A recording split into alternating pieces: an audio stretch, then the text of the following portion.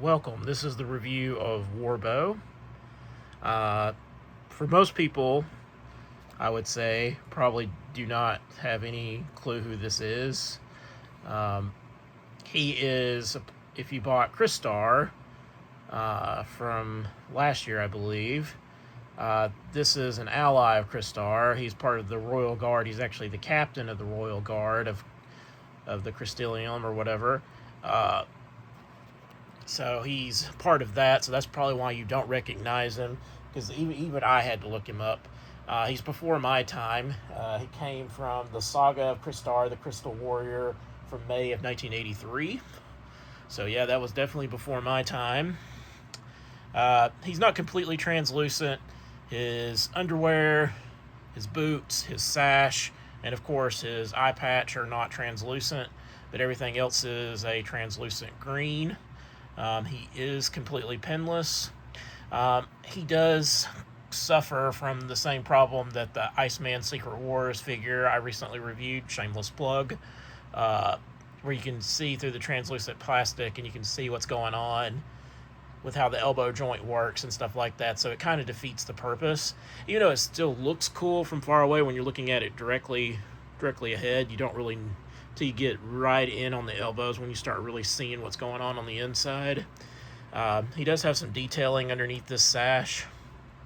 It's like a crystal symbol type thing. If you move that around, you can look at it. He has no issues with articulation whatsoever. He's a neat looking figure. He'll go good if you have Crystar.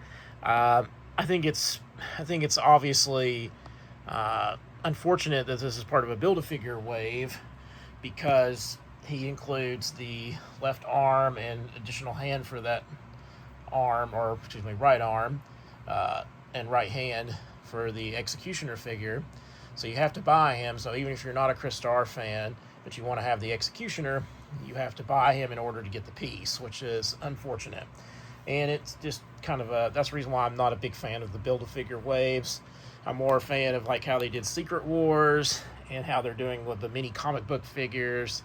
I think that they should go that route instead of doing the Build-A-Figure wave. And honestly, I thought this wave was coming out next year instead of this year. I was really surprised that they managed to squeeze this one out so fast. He does come with accessories, so it's not all in loss.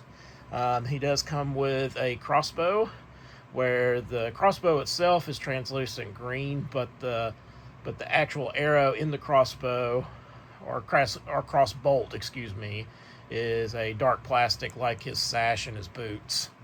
So it's always going to be some form of green on him. He comes with two hands to hold the crossbow. Either you want to make him left or right-handed. So he does come with those.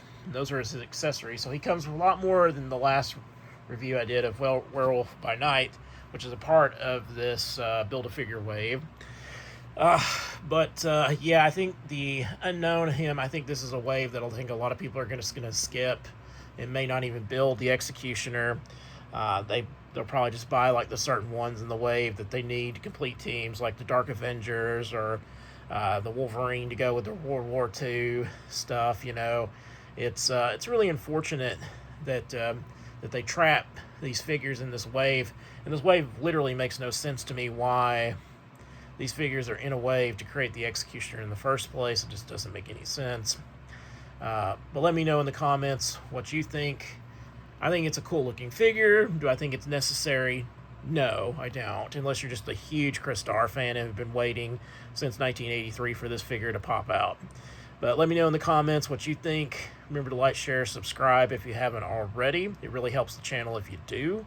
Hit that bell notification for when the next video drops.